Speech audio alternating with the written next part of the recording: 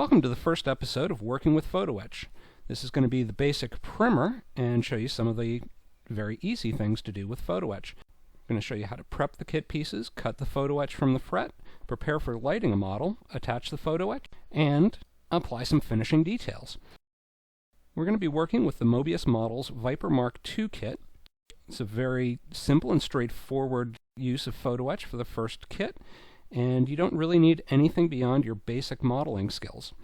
There are a few pieces with this kit that aren't appropriate for the beginning class, but we'll get into that a little bit later in one of the future episodes.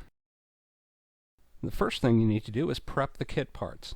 Basically, this just means getting rid of the raised surface detail in the cockpit. You can see all the lights and buttons and things like that. You can take this off however you'd like, either scribing off, filing, sanding, whatever.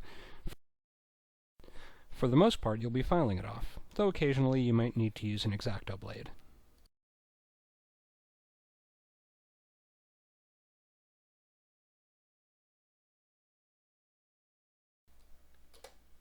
Now you're ready to cut the etch from the fret. They make a lot of different tools for this, some scissors and things like that. I like the basics. A number 17 X-Acto knife blade and a glass cutting board.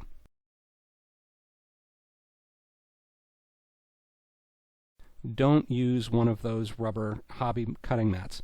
You'll end up bending the Photoetch. Now, you just take your knife, plunk it down, and you go right through the material. You need a really sharp blade for this, so it's worth going out and spending a few dollars on a wet stone and some honing oil. You'll save a boatload of money over replacing the blade every few minutes. Just like cutting the plastic from trees, you're going to end up with a little bit of the attachment tab on there. So you're going to want to file it off.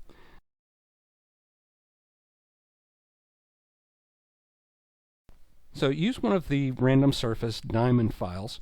You can either pay a boatload of money for the Tamiya one or buy a bunch of them for the same price from Harbor Freight. And just file along the direction of the Photoetch. Don't go at right angles to it, or else you'll probably end up bending it. Grab a pair of these nice little pliers if you're going to be doing a lot of Photoetch. Makes it really easy to hold it, and it has a smooth surface so it won't crinkle anything. Of course, for the lighting to come through, you're going to have to cut some plastic out of the way. And this is really straightforward. All you need to do is place the Photoetch down on the part, don't glue it yet, and mark out where the holes are. Once that's done, go back and expand on those holes a little bit because you're going to need some area to be able to fit the backlighting films into. To get the hole out, use whatever method you prefer. I like to go in where I've got the space and go in with my Dremel and then go finish up with an X-Acto knife and a file. You don't really need to get this all nice and perfect, but it does make things easier if it's smooth, so you can just drop the material in.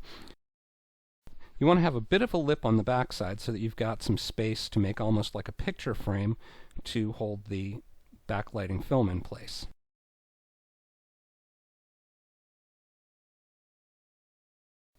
Now, just attach the Photoetch. I like to use these little grab-it sticks. They've got a little bit of wax on them so they can hold apart. They make it really easy to put things into position, and life is simple.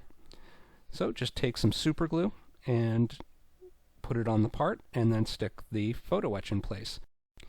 I like to use an old can top as a palette for the super glue and then use an old sewing needle as an applicator. Once the Photoetch is in place, you're good to go. Now it's just time to apply the finishing details. I'm going to leave out the painting because you know how to do that, and the decaling. This is what it looks like to begin with, and we're just going to put the backlighting film in place. Just cut it out so it fits in place, and I like to use the micro crystal clear because it dries, well, crystal clear, and holds everything in place nice and tight.